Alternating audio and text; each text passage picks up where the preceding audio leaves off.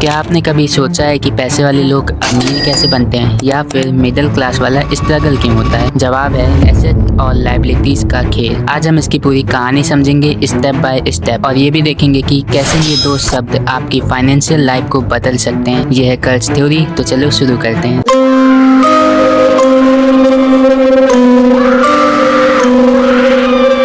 सबसे पहले ये समझते हैं कि ये एसेट और लायबिलिटीज होते क्या हैं। एसेट क्या है? एसेट वो चीजें हैं जो आपकी जेब में पैसे डाल सकती हैं, यानी जो आपकी वेल्थ बढ़ाए, या तो डायरेक्टली या फिर टाइम के साथ। सिंपल एग्जांपल, मान लो आपके पास एक फ्लैट है जो आप रेंट पे दे देते हो। हर महीने वो रेंट आपकी इनकम है, ये एक एसेट है। दूसरा एग्जाम्पल, स्टॉक या म्यूचुअल फंड जो टाइम के साथ वैल्यू बढ़ाते हैं, या फिर आपका बैंक सेविंग अकाउंट जिसमें इंटरेस्ट मिलता है। इन सब का एक ही फंडा है। एसेट आपके लिए काम करते हैं और आपकी पॉकेट भरते हैं। अब सोचो, आपके फ्रेंड ने एक प्लॉट खरीदा 10 लाख में। 5 साल बाद उसकी वैल्यू 15 लाख हो गई। ये एसेट ने उसके लिए 5 लाख कमाए बिना कोई एक्स्ट्रा मेहनत की। लायबिलिटीज क्या है? अब लायबिलिटीज का नंबर, ये वो चीजें हैं जो आपकी जेब से पैसे निकाल लेती हैं, यानी जो आपको फाइनेंशियली वीक करे। सबसे कॉमन एग्जांपल, लोन। मान लो आपने एक कार खरीदी 10 लाख की EMI पे। अब हर महीने 20,000 का EMI जाता है, प्लस इंश्योरेंस, मेंटेनेंस, ये सब आपकी जेब खाली करते हैं। ये एक लायबिलिटी है। दूसरा एग्जाम्पल, क्रेडिट कार्ड का बिल जो आप टाइम पे नहीं चुकाते और इंटरेस्ट बढ़ता जाता है। यहाँ एक ट्विस्ट है, बहुत लोग सोचते हैं कि कार या फोन एसेट है क्योंकि वो एक्सपेंसिव है, लेकिन अगर वो चीज आपके लिए पैसे नहीं कमा रही बल्कि खर्च करवा रही है तो वो लायबिलिटी है। एसेट वर्सेस लायबिलिटी का सिंपल फर्क यही है कि एसेट पैसा बनाता है, लायबिलिटी पैसा खाता है। सिंपल रूल, अगर आप अमीर बनना चाहते हो तो अपने एसेट बढ़ाओ और लायबिलिटीज घटाओ। सबसे पहले बात करते हैं एसेट के टाइप्स की। तो चलो इन्हें तोड़ते हैं कैटेगरीज में। लिक्विड एसेट, ये वो एसेट हैं जो आप जल्दी से कैश में बदल सकते हो। सिंपल एग्जांपल, आपका सेविंग अकाउंट, फिक्स डिपॉजिट या इमरजेंसी फंड। मान लो आपके पास 50,000 का सेविंग है जो 5% इंटरेस्ट देता है। ये लिक्विड एसेट है क्योंकि आप इसे कभी भी निकाल सकते हो और थोड़ी सी इनकम भी मिलती है। दूसरा एग्जाम्पल, म्यूचुअल फंड या स्टॉक जो आप ऑनलाइन बेच सकते हो। ये एसेट सुपर फ्लेक्सिबल होते हैं। फिक्स्ड एसेट, ये वो चीजें हैं जो लॉन्ग टर्म के लिए होती हैं और वैल्यू बढ़ाती हैं। सबसे कॉमन, प्रॉपर्टी। मान लो आपने एक फ्लैट खरीदा 50 लाख में, 10 साल बाद उसकी वैल्यू 80 लाख हो सकती है। इसके अलावा गोल्ड या सिल्वर भी फिक्स्ड एसेट होते हैं। इंडिया में तो ये फेवरेट है क्योंकि आंटी लोग बोलती हैं सोना हमेशा काम आता है। फिक्स्ड एसेट का एक फायदा ये है कि ये इन्फ्लेशन के साथ वैल्यू बढ़ाते हैं। फाइनेंशियल एसेट, ये वो इन्वेस्टमेंट हैं जो आपके लिए पैसे बनाते हैं over time, like stock, bond या म्यूचुअल फंड। एग्जांपल के लिए, अगर आपने 10,000 एक अच्छे स्टॉक में डाले और 5 साल बाद वो 20,000 हो जाएं, तो ये फाइनेंशियल एसेट ने आपके लिए पैसे डबल किए। म्यूचुअल फंड भी यही काम करता है, थोड़ी डाइवर्सिफिकेशन के साथ। और हाँ, क्रिप्टो भी एक फाइनेंशियल एसेट हो सकता है, लेकिन उसमें रिस्क ज़्यादा है। इंटेंजिबल एसेट, ये थोड़ी हट के चीज़ है। ये वो एसेट हैं जो फिजिकली दिखते नहीं लेकिन वैल्यू रखते हैं। एग्जाम्पल, आपका स्किल सेट। मान लो आप एक ग्राफिक डिजाइनर हो, ये स्किल आपको प्रोजेक्ट दिलाती है जो पैसे बनाते हैं। दूसरा एग्जाम्पल, पेटेंट या ट्रेडमार्क्स। अगर आपने एक यूनिक ऐप बनाई तो उसका पेटेंट एक इंटेंजिबल एसेट है। इंडिया में लोग अक्सर इसे अंडर एस्टिमेट करते हैं, लेकिन ये बड़ा गेम चेंजर हो सकता है।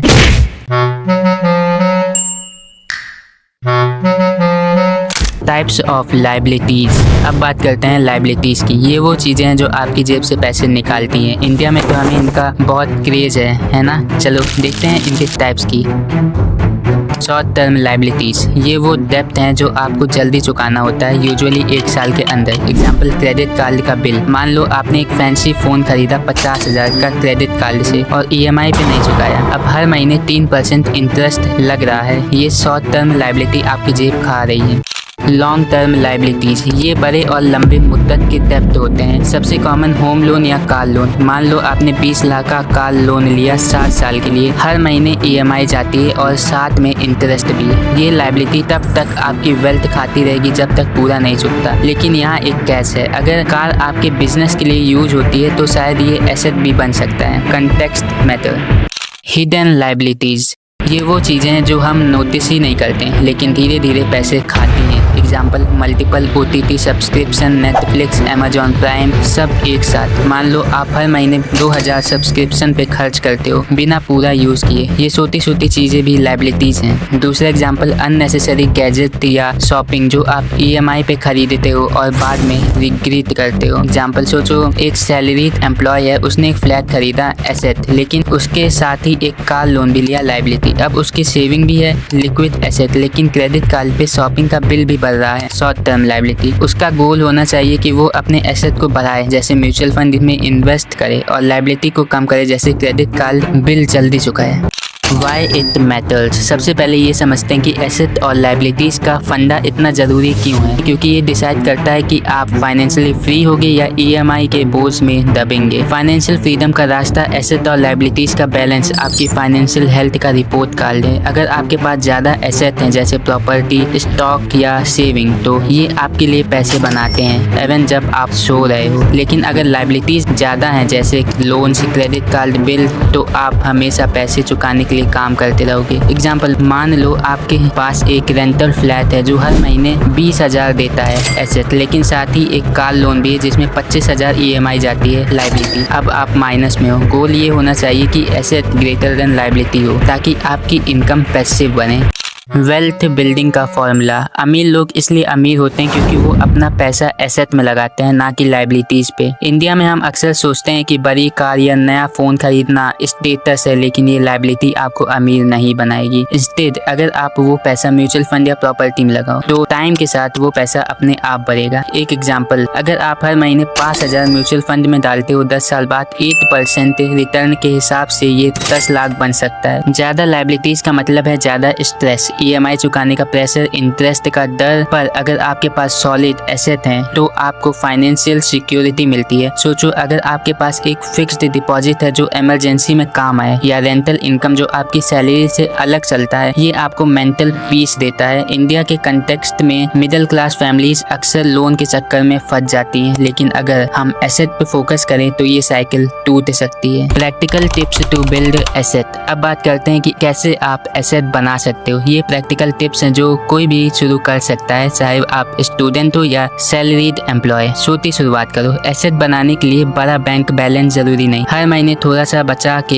इन्वेस्ट करो। एग्जाम्पल, मान लो आप 2,000 रुपए भी म्यूचुअल फंड में डालते हो SIP के जरिए, 15 साल बाद ये कंपाउंड इंटरेस्ट के साथ बड़ा अमाउंट बन सकता है। पैसिव इनकम के सोर्स बनाओ। एसेट का असली जादू है पैसिव इनकम, पैसा जो आपके काम किए बिना आए। रेंटल प्रॉपर्टी, अगर आपके पास पैसे हैं तो एक स्मॉल फ्लैट या शॉप खरीद के रेंट पे दे दो। दूसरा ऑप्शन, डिविडेंड पेइंग स्टॉक या म्यूचुअल फंड। इंडिया में REITs, real estate investment trust भी एक नई चीज है, जहां आप थोड़ी सी इन्वेस्टमेंट से प्रॉपर्टी मार्केट में पैसा लगा सकते हो। स्किल को एसेट बनाओ। आपका स्किल सेट भी एक एसेट है। अगर आप कोई स्किल सीख सकते हो जैसे डिजिटल मार्केटिंग, कोडिंग, तो ये आपको एक्स्ट्रा इनकम दे सकता है। एग्जाम्पल, मान लो आप फ्रीलांस ग्राफिक डिजाइनिंग शुरू करते हो और हर प्रोजेक्ट से 5,000 कमाते हो। इस पैसे को आप स्टॉक या गोल्ड में इन्वेस्ट कर सकते हो और एक नया एसेट बन सकता है।